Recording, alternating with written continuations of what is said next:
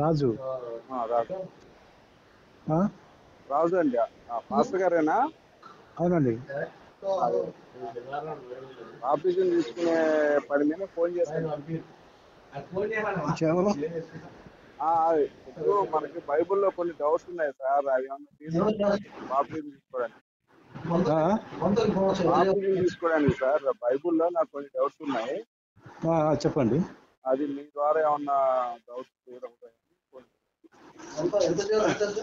మీరు ఎక్కడ, మీ పేరు ఏంటి మాకు తెలియదు కదా. నేను సినిమా యాక్టర్ అండి. నేను సినిమా యాక్టర్ని. ఫిలిం నగర్ లో ఉంటా. ఎక్కడ ఉంటారు?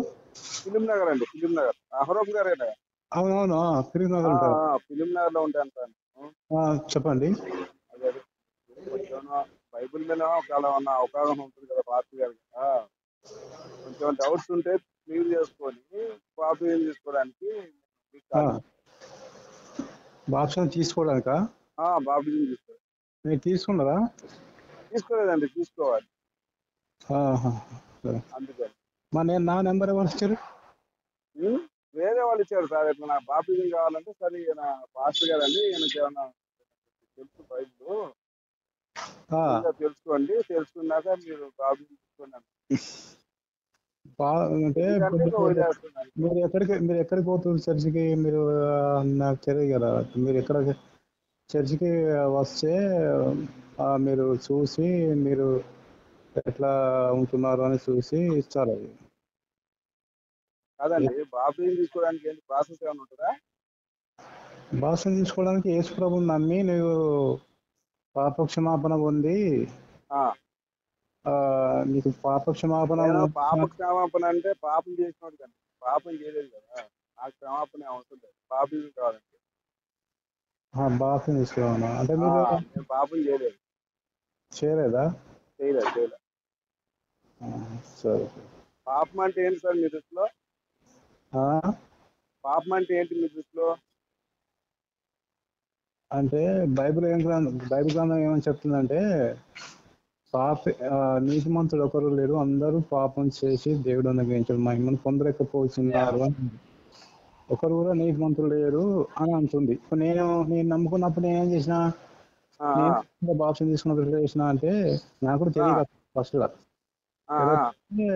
మరి యేసు ప్రభు నిజమైన దేవుడు అని కొన్నిసార్లు చెప్పారు. తర్వాత నేను కొన్ని అనుభవాల నుంచి వచ్చినా కనుక నాకు అయితే బైబిల్ చదువుతుండగా చేస్తుండగా నాకు అనుభవం అయ్యి, అవును ఏది పాపము, అబద్ధం పాపము, మోసం, మరి వ్యభిచారం పాపం అని, లేకుంటే దురాశ పాపం అని ఇవి ఉన్నాయన్నమాట. అయితే అవి ఇది ఒక మనిషిని బాధించడం కానీ, లేకపోతే అబద్ధం ఆడడం కానీ, లేకపోతే ఇంకేదైనా ఆజ్ఞాతిక్రమే పాపం అని ఉంది బైబిల్ గ్రంథంలో. ఆజ్ఞాతిక్రమణ పాపం అంతేనా? ఆజ్ఞ అతిక్రమం పాపం అని ఉంది. ఎవరు ఆజ్ఞ? యెహోవా గారు ఇచ్చిన ఆజ్ఞ దేవుడు ఇచ్చిన ఆజ్ఞలు ఉన్నాయి కదా, ఆజ్ఞలు పాపం ఉంది. మరి అట్లయితే మన యేసు వారు కూడా పాపం చేసినట్టే కదా, యెహోవా గారి ఆజ్ఞ అతిక్రమించారు కదా. ఎక్కడంటే ఇప్పుడు ఆదివారం పని చేయకూడదు అని చెప్పాడు కదా, మరి ఆదివారం సెలవు దినాల్లో పని చేసుకోవచ్చు, ఇబ్బంది లేదన్నాడు. తర్వాత వ్యభిచారుల్ని రాళ్ళతో కొట్టి చంపమన్నాడు యెహోవా. ఈయనేమో వ్యభిచారులు రాళ్ళతో కొట్టి చంపాల్సిన అవసరం లేదన్నాడు. అది మరి పాపాలు కదా. ఇశ్రాయేలు ప్రజలకి ధర్మశాస్త్రం ఇచ్చినప్పుడు ఆ ధర్మశాస్త్ర కాలంలో, అంటే ఆ కాలంలో ఏమైందంటే, ఇట్లా వ్యభిచారం చేస్తే మరి రాళ్ళతో కొట్టి చంపాలి, లేకుంటే తప్పు చేసి శిక్ష వేయాలి అని చెప్పి అందులో రాయబడింది. అప్పుడు అలా జరిగింది. కానీ ఇప్పుడు యేసు ప్రభు లోకానికి వచ్చాడు. వచ్చి మరి గర్భంలో జన్మించి ఏ పాపం లేకుండా జీవించి, అయితే మరి కల్వారిలో ఆయన రక్తం కార్చాడు, బలి అయిపోయినాడు. ఆ పాపానికి వచ్చే జీతం మరణం అనేది. అయితే ఈ పాపానికి యేసు ప్రభు మన పాపం నిమిత్తమే మనుషులందరూ. మనుషుల పాపాల కోసం యేసు ప్రభు చనిపోయాడని ఎక్కడ ఉంది? పిలాతు దగ్గర విచారణ జరిగేటప్పుడు ఏమన్నా మరి మనుషుల పాపాల కోసం ఆత్మ అని చెప్పి పిలాతు చెప్పాడా? బైబిల్ గ్రంథంలో ఏముంది అంటే, యెషయా గ్రంథంలో ఏముంది, 53లో కూడా ఉంది, ప్రవక్త ప్రవచించాడు. అదే విధంగా ఈ లోకంలో యేసు ప్రభు జన్మించాడు, అదే విధంగా బలి అయిపోయినాడు. దేనికి బలి అయిపోయినాడు అంటే, మరి ఆ పరిశుద్ధమైన రక్తం ఈ లోకంలో కార్చవలసింది. ఆ పరిశుద్ధమైనటువంటి ఏమండి, ఆ కాన్సెప్ట్ చాలా తప్పు. ఆ, ఏమండి? చేసే పాపాల కోసం చచ్చిపోవాలనుకుంటే ఈ ఆ, ఐగుప్తు దేశం నుంచి మన యెహోవా తీసుకెళ్ళిపోయాడు కదా. ఇది మన ఫరో దగ్గర ఆ, వాళ్ళు బానిసలుగా ఉన్న జనుల్ని ఆ. తీసుకెళ్ళాడు కదా. అదే. తీసుకెళ్ళిన తర్వాత వాళ్ళు ఎదురు తిరుగుతారు, ఈ కష్టాలు ఆ, మేము పడలేమరా బాబు అని. అప్పుడు ఏం చేస్తాడు ఆయన? చంపేస్తుంటాడు యెహోవా. అప్పుడు ఏం చేయాలి? యెహోవా ఏం చేయాలి? అక్కడ ఏసి తీసుకొచ్చి చంపేస్తా ఉండాలి. మరి ప్రజలు ఎందుకు చంపారు చెప్పండి ఆ లెక్కన. అప్పుడు అప్పుడు ఆ కాలంలో ఏం జరిగిందంటే ఆ గొర్రెలు నడిపించేవారు, ఆ మేకలు నడిపించేవారు, పాప పర్యార్థ బలి, సమాధాన ఉమ్. బలి అని అప్పుడు ఉన్నాయి ఆ బలులు. ఆ, ఆ, ఆ. ఆ కాలంలో ఆ ఇజ్రాయెల్ ప్రజలు వచ్చేటప్పుడు మరి ఆ ఐగుప్తు నుంచి విడిపించేటప్పుడు వాళ్ళని ఆ. మోసహారంలో వెళ్ళి ఐగుప్తు నుంచి విడిపించడానికి వెళ్తారు. వాళ్ళు తీసుకొస్తారు, అరణ్యంలో నుంచి తీసుకొస్తారు. అరణ్యంలో కూడా వాళ్ళు తప్పు చేసినప్పుడు కూడా కొన్ని ప్రభు అక్కడ శిక్షిస్తారు కొంతమందిని. మళ్ళీ తర్వాత కొంతమంది విశ్వాసం ఇస్తారు, వాళ్ళు వస్తారు, వాళ్ళు ఆ శిక్షించడం స్నానం చేసి. కాదండి, ఆ, ఎక్కడ శిక్షిస్తారు చేస్తా ఈ పిల్లల్ని తీసుకెళ్ళి అన్నిటికీ అప్పు చేస్తారు. బాగా వాళ్ళు బాగా ఎంజాయ్ చేసిన తర్వాత మళ్ళీ ఇస్తారు వీళ్ళకి. ఎక్కడ? ఇస్రాయేల్ పిల్లల్ని తీసుకెళ్ళి అన్నిటికీ అప్పు చేస్తారు కదా. మీ భార్యని అన్నిటికీ అప్పు చేస్తారని చెప్పండి కదా యెహోవా. ఆ, తప్పు చేసినప్పుడు అప్పుడు మీరు అప్పుడు ఎందుకు తప్పు చేస్తే యేసు చంపాలా? వీళ్ళ పిల్లల్ని తీసుకెళ్ళి వాళ్ళకి ఇవ్వడం ఎందుకు? వాళ్ళే బాగా ఎంజాయ్ చేసి శుభ్రంగా వీళ్ళకి ఇవ్వడం ఎందుకు? ఇప్పుడు ఆ కాలంలో నా మాట వినకపోతే తప్పు చేస్తే నీ శత్రువులకు అప్పగిస్తా అన్నాడు. అందులో అవును, తప్పు. శత్రువుని ఎందుకు అప్పగించాలండి? యేసుని చంపాలా? మరి అప్పగించు యేసు మన పాపాల కోసం కదా చచ్చిపోయింది. అక్కడ ఒక యేసుని చంపాలా? ఇప్పుడు వారానికి ఒక యేసుని చంపుతా ఉండాలా? మనం ఏంటంటే వారం వారం పాపం చేస్తూనే ఉంటాం అబ్బా. ఇప్పుడు మటన్ తింటాం, చికెన్ తింటాం, అబద్ధాలు ఆడతాం, వ్యభిచారం చేస్తాం, ఇవన్నీ చేస్తుంటాం కాబట్టి యేసుని వారానికి పోతే యేసుని చంపాలా? అసలు యేసుని చంపడం ఇప్పుడు ప్రస్తుతం కుదరదు కాబట్టి పాసుని చంపుతా ఉండాలా. పాసుని పవిత్రుడు కదా. ఒక్కసారి బలి ఉంది, అట్లా ఒక్కసారి. కాదన్నా, ఒక్కసారి బలేంది 100 సార్లు చేయొచ్చు, 1000 సార్లు చేయొచ్చు. బలేంది ఎప్పుడైనా చేయొచ్చు. ఇప్పుడు యెహోవా ఇప్పుడు చిన్నపిల్లలను కూడా బలి చేసుకున్నాడు కదా. ఆడపిల్లలను బలి తీసుకున్నాడు, చిన్నపిల్లలను బలి తీసుకున్నాడు. ఎక్కడ? ఆయన ఒక్కసారి కాదు బలి తీసుకుంది, వారం వారం తీసుకున్నాడు. ఉదయం ఒకసారి, మధ్యాహ్నం ఒకసారి, రాత్రి ఒకసారి, 3 పూటలు బలి తీసుకున్నాడు ఆయన. అప్పుడు ఏం చేయాలంటే ఇప్పుడు ప్రస్తుతం ఆ యేసుని చంపడం కుదరదు కాబట్టి ఆయన మళ్ళీ రెండో రాకడ ఫెయిల్ అయిపోయింది కాబట్టి ఇప్పుడు పాస్టర్లు పరిశుద్ధులు కదా. రెండో రకం పేరు ఎందుకు అయింది? వస్తాడు ప్రభు, యాడ్ నుంచి వస్తాడయా? వస్తాడు ప్రభు, వస్తాడు. ఆ యాడ్ నుంచి నిరీక్షించిన వస్తాడు కదా చెప్పు, నువ్వు ఎప్పుడు వస్తాడు డేట్ చెప్పుకొని. సంఘాలన్నీ నిరీక్షించి అదే కదా. అవునని కాదు, ఇవన్నీ వేస్ట్ మాటలు. ఎప్పుడు వస్తాడు డేట్ చెప్పు, కొన్ని సంవత్సరం చెప్పు, డేట్ చెప్పలేకపోతే. అది నేను ఏమన్నాడు, నేను దొంగ వలె వస్తాను, మీరు ఆయన సిద్ధపడండి. దొంగలాగా వస్తాడో, గది దొంగలా వస్తాడో, ఎబ్జార్లా వస్తాడో అని చెప్పట్లేదు. ఎప్పుడు అంటే వస్తాడంటున్నా నేను. దొంగలా అంటే ఎప్పుడైనా అంటే అది కుమారుని కూడా తెలియదు, ఎప్పుడు వచ్చేది అనేది తెలియదు. మీరు సిద్ధపడండి, పాపం లేకుండా ఎప్పుడు సిద్ధపడాలా? 2,000 సంవత్సరాలు అయిపోయింది. ఈలోపు అందరూ చంపుతా ఉన్నారు, హిందువులను చంపారు, క్రిస్టియన్లు చంపుతా ఉన్నారు, దేశాలు నాశనం చేస్తా ఉన్నారు. ఇంకెప్పుడు వస్తాడు? అయితే అదే ఇప్పుడు ప్రకటన గ్రంథం చదివారా? ప్రకటన గ్రంథం ఏమనుందంటే నాకు తెలుసు అబ్బాయి. ఎప్పుడు అసలు నీకు తెలుసా? అసలు నేను వచ్చు వరకు ఇక్కడ ఉన్న వాళ్ళు మరణం రుచి చూడరు. అక్కడ ఉన్న వాళ్ళు ఇప్పుడు మేఘారుడై వచ్చును. అక్కడ ఉండే వాళ్ళు వాళ్ళు ఉన్న వాళ్ళు మరణం రుచి చూడరు, నిద్రించిన వాళ్ళు లేచురు. ఇప్పుడు ఇక్కడ ఉన్న వారు మరణం రుచి చూడరు అన్నారు. అంటే అక్కడ ఉన్న వాళ్ళు అప్పుడున్న పరిస్థితుల్లో నేను వస్తాను బాబు, ఇక్కడ ఉన్న వాళ్ళు ఎవరు కూడా చచ్చిపోడు అన్నారు. అంటే ఆ పరిస్థితుల్లో చెప్పిన మాట అది. అప్పుడు ఆల్రెడీ చచ్చిపోయారు వాళ్ళు. ఇంక ఇప్పుడు ఏమన్నారు నీకు? ఆ రోజున జరిగిపోయింది కదా, ఇంకెక్కడుంది నీకు రెండో అక్కడ? వారు మరణం రుచి చూడరు అని చెప్పి రాసింది. మీరు ఏమన్నారు? ఇప్పుడు మీరు ఎప్పుడు వస్తాడని అడిగారు కదా. అవును, అక్కడ ఉన్న వాళ్ళు మరణం రుచి చూడరు అని చెప్పారు ఆల్రెడీ. ఇంకా నువ్వు ఏడుంటే అయిపోయా, ఫెయిల్ అయిపోయింది కదా. ఇప్పుడు ఆల్రెడీ చచ్చిపోయారు కదా. అప్పుడున్న పరిస్థితుల్లో మీరు చచ్చిపోయారు రా బాబు, నేను వచ్చేలేకే మీరు ఉంటారు, బతుకుంటారు, మీకన్నా ముందు చచ్చిపోయిన వాళ్ళు పైకి లేస్తారు, మిమ్మల్ని డైరెక్ట్ తీసుకెళ్తాను పరలోకం అన్నాడు. ఆల్రెడీ చచ్చిన వాళ్ళని కూడా లేపుతా అన్నాడు. చనిపోయిన తిరిగి లేచాడు. ఇప్పుడు ఏమైంది? ఎబ్రిల్ రాసిన పత్రిక చచ్చిపోయిన తర్వాత ఇక్కడ 1000 మంది తిరుగుతారు 10 రోజుకి ఇక్కడ హిమాలయాలకు వెళ్ళండి. ఎబ్రిల్ రాసిన పత్రిక 9వ అధ్యాయం చివరి వచనం ఉంది.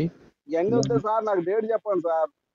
ఏ డేట్ లో వస్తాడు చెప్పు, ఏ సంవత్సరం వస్తాడు చెప్పు. ఆల్రెడీ ఫెయిల్, ఏసు రెండో రాకడ ఫెయిల్, అది ఓకే.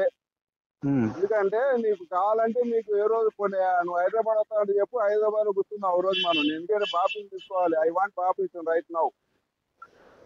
బాప్టిజం తీసుకోవాలంటే మరి దేవుని విశ్వసించాలండి, ప్రభుని దేవుని విశ్వసిస్తాను సార్ నేను. నాకు కావాలి కదా, క్లారిటీ కావాలి కదా. మీరు పవిత్రులు కదా. ఇప్పుడు వాస్తవం ఏంటంటే, మీరు ఇప్పుడు నమ్మాలి. మనుషుల పాపాల కోసం యేసు చచ్చిపోయాడు అన్నావు నువ్వు. అసలు మనుషుల పాపాల కోసం యేసు చచ్చిపోయాడు అనేది పచ్చి పూటకు ఒక అబద్ధం.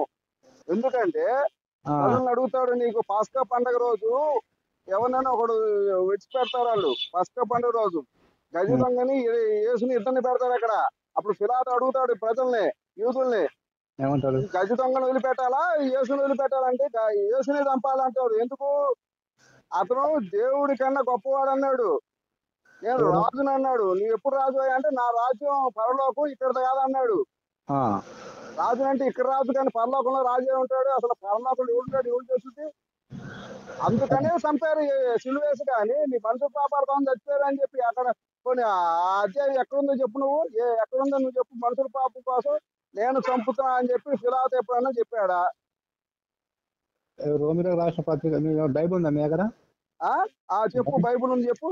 బైబుల్ ఉందా? రోమిలకు రాసిన పత్రిక ఎట్లా ఉండాలి? ఎట్లా ఉండాలి? నాకు పేజీ నెంబర్ చెప్పు ఒకసారి. పేజీ నెంబరు ఎన్ని అవుతుంది చెప్పు. మనుషుల పాప కోసం చంపుతున్నా అంటే పిలాతు చెప్పాలా? వీళ్ళందరూ పిచ్చోళ్ళు చెప్పడం కాదు, రాజు చెప్పాలా. ఎందుకంటే చంపింది రాజు కాబట్టి, శిక్ష చేసింది రాజు కాబట్టి. ఎవరు చెప్పాలి? పిలాతు చెప్పాలి. ఏమని? మనుషుల పాపం కోసం యేసుని చంపుతున్నా అని పిలాతు చెప్పాడు. ఆయన చెప్పాడు? పిలాతు చెప్పాడు ఆయన ఏ పాపం ఏం చెప్పాడు? ఏ పాపం లేదు యేసులో, ఏ పాపం ఏ దోషం లేదు, చంపడానికి అసలు వీలేదు అన్నాడు. ఆయన మరణకరమైన పాపం ఏం చేయలేదు కదా, ఏం చేయలేదు అన్నాడు. మరి అప్పుడు అవునయా, ఆయన నిర్దోషి. కోర్టుకు వెళ్తాడు. కోర్టుకు వెళ్ళిన తర్వాత ఇతను నిర్దోష వదిలిపెట్టండి అంటారు. అందుకోసం ప్రజల పాపాల కోసం చంపినట్టేనా? ఏం మాట్లాడుతున్నా నాకు అర్థం కాదు. ఇప్పుడు అహరోన్ గారు, ఇది కరెక్ట్ కాదండి. ఇప్పుడు యేసులో పాపం లేదన్నాడు కానీ యేసు నీ పాపాల కోసం చంపేస్తాను అంట పిలాతు. పిలాతు ఎందుకంటే పిలాతు తెలియదు కదా ఆయనకు. పిలాతుకు అధికారి ఉన్నాడు, అధికారిగా ఉన్నాడు, ఆయన జడ్జిమెంట్ గా ఉన్నాడు. కానీ ఆయన మరి దైవికంగా ఆయన ఈయన రక్షకుడు అని తెలియదు ఆయనకు. కానీ రక్షకుడా కాదనేది వదిలేయండి సార్.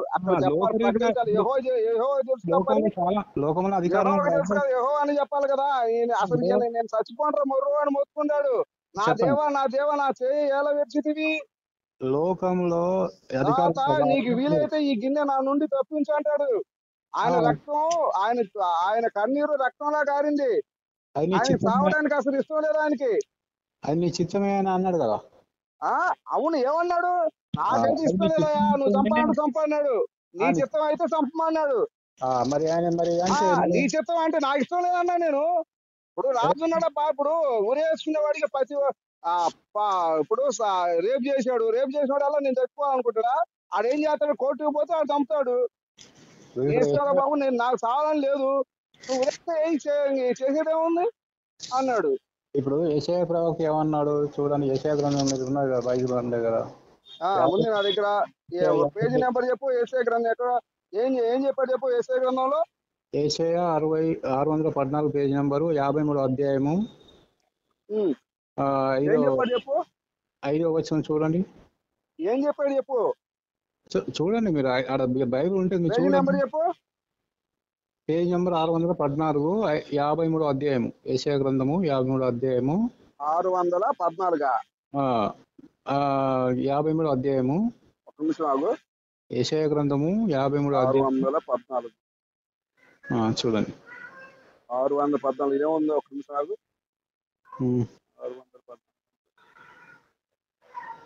614 అరౌండ్ గారు లైన్ లో ఉండండి.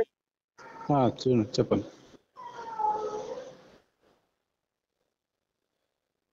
హలో, లైన్ లో 53 అధ్యాయము యెషయా గ్రంథము 614 పేజ్ నెంబర్ 414 అధ్యాయం 614 లే. మీరు చెప్పింది 614 అన్నావు కదా.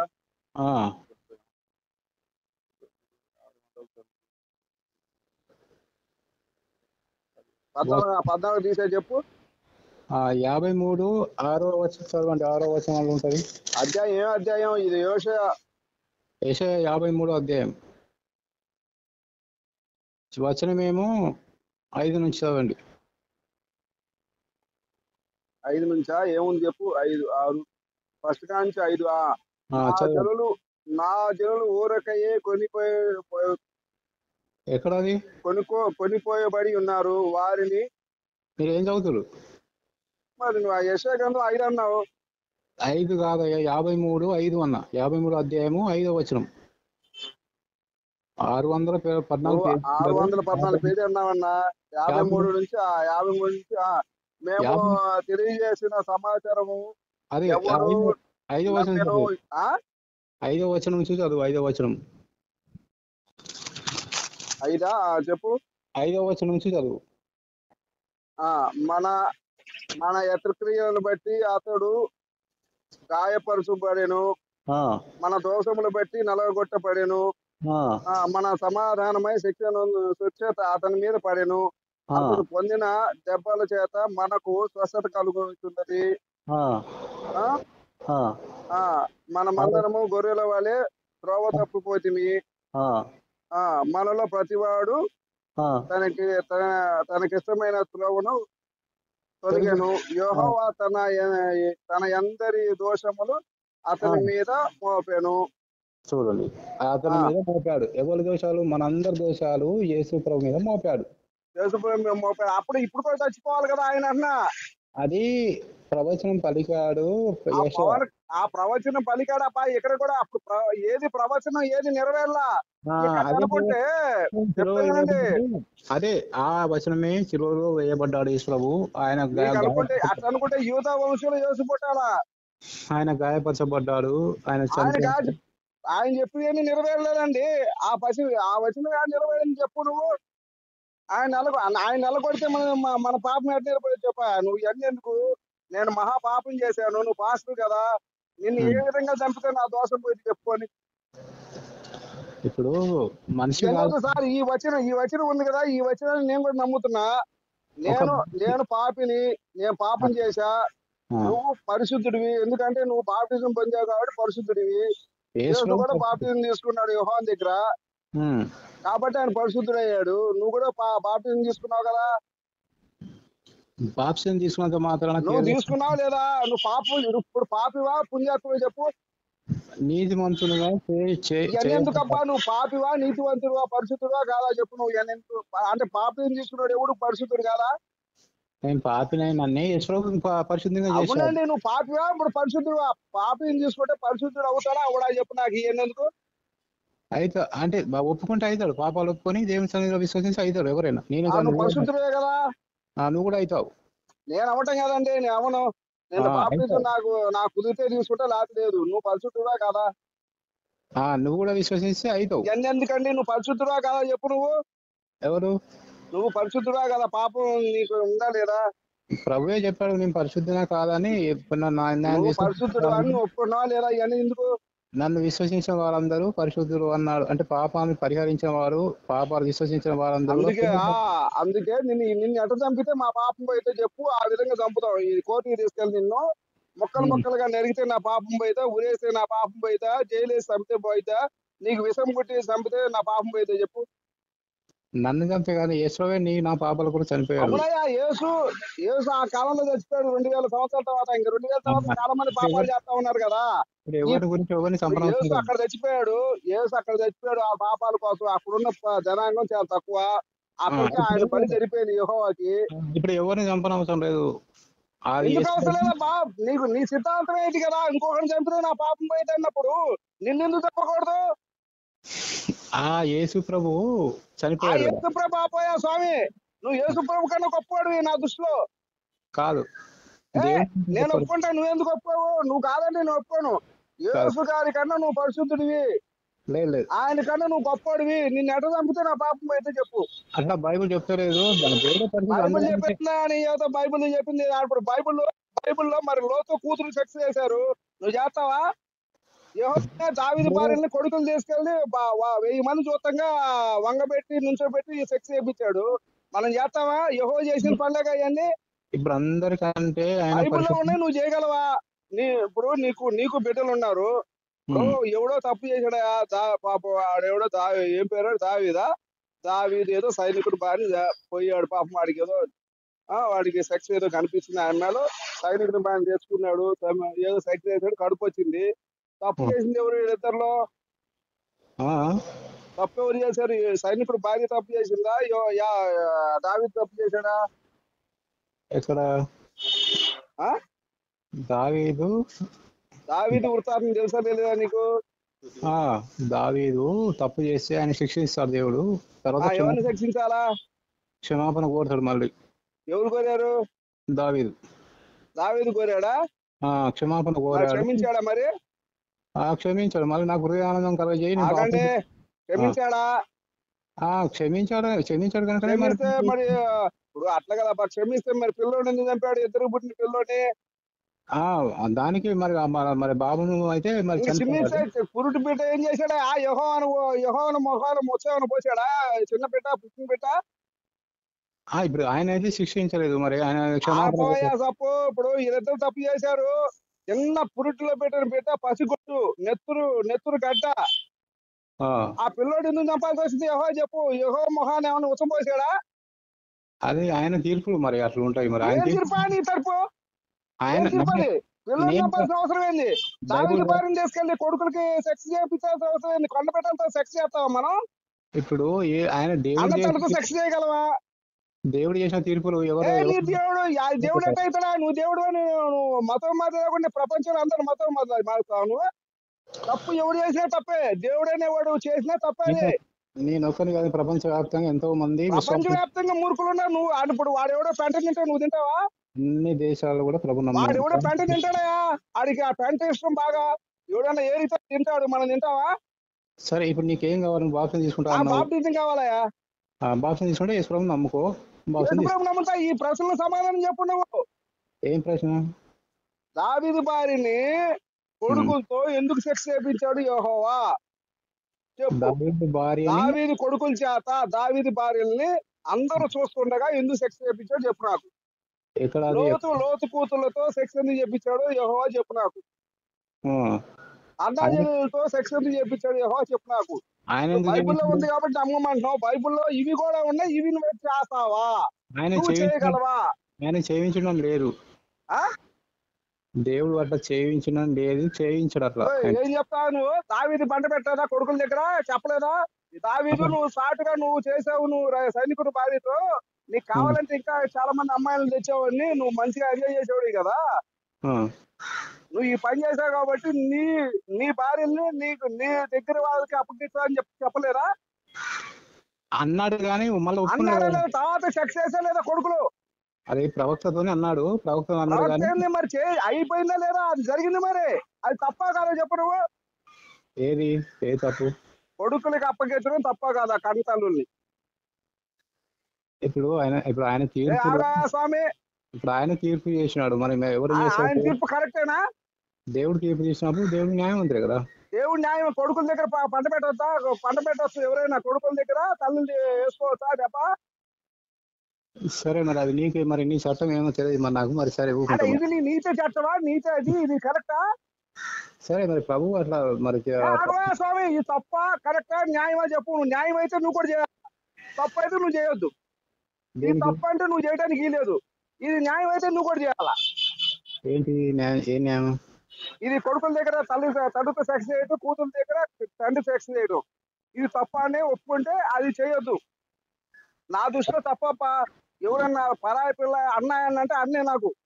వాళ్ళు ముస్లిమ్సా క్రిస్టియన్సా ఎవరైనా కానీ అన్న అంటే అన్నే. ఇంకా నేను అమ్మ మీద నాకు సెక్స్ పోదు. చెల్లె అంటే చెల్లె, అక్క అంటే అక్కే, భార్య అంటే భార్యే. మొత్తం మాకు నేర్పింది. వ్యభిచారం చేయొద్దని చెప్పిండు దేవుడే. అరే వ్యభిచారం చేయొద్దని చెప్పిన దేవుడు తీసుకెళ్లి కొడుకులకు అప్పచెప్పడం ఇది వ్యభిచారం కదా? ఎక్కడ దేనికి అప్పగించిండు? దావీదు భార్యను కొడుకుని కింద చెప్పాడు చెప్పు.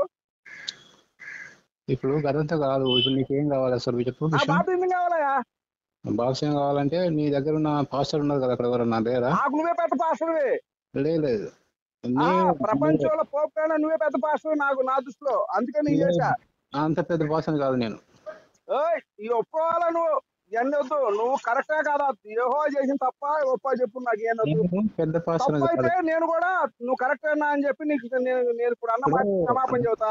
నాకంటే లేదు నువ్వు రైట్ అంటే నువ్వు ఆ పనులు చేస్తావు అని కూడా నేను ఒప్పుకుంటా. నాకంటే సీనియర్ పెద్ద పాస్టర్లు చాలా ఉన్నారు, వాళ్ళని అడిగి తెలుసుకో. అన్న నీకన్నా సీనియర్లు నా నెంబర్ లెక్క ఎత్తట్లా, నా నెంబర్ చూస్తాడు ఉత్తరం పోసుకొని పారిపోతున్నాడు, 102 జ్వరం వస్తుందంట, యాక్సిడెంట్ రాదంటే ఊడికైనా వస్తాయి. సరే, ఇప్పుడు నువ్వు ఇన్ని రోజులు ఎక్కడ దాకా పోయాను, ఎప్పుడు పోయాను, ఎక్కడ తెలుసుకున్నావో నువ్వు ఎన్ని రోజులు యెహోవా ఆడిపోయాడు, ఏసు ఆడిపోయాడు, ప్రపంచాన్ని ఎందుకు తెలియదు, మీరు మత ప్రచారం ఎందుకు చేస్తున్నారు? దేవుడు అని అడిగి దేవుడు అనేవాడు అందరిని సృష్టించాడప్ప. దేవుడు అనేవాడు ఎవరికి పరిచయం చేయాల్సిన అవసరం లేదు. దేవుడు అనేవాడిని ఎవడికి పరిచయం చేయాల్సిన అవసరం లేదు.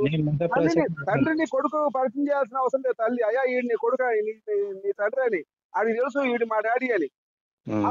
మీరు మత ప్రచారం కూడా చేయాల్సిన అవసరం లేదు. ఆ లెక్కన మత ప్రచారం చేయడం లేదు. నేను ఎందుకు చేయట్లా? ఇళ్ళకి వచ్చి అడుక్కోవట్లేదా? మా మతంలో రాండి, మా మతంలో బాగుంది, ఈ హిందూ దేవుడు రప్పలు రాయలని మత ప్రచారం చేసేవాడిని చెప్పుతో కొడదామా ఎవడైనా వచ్చి?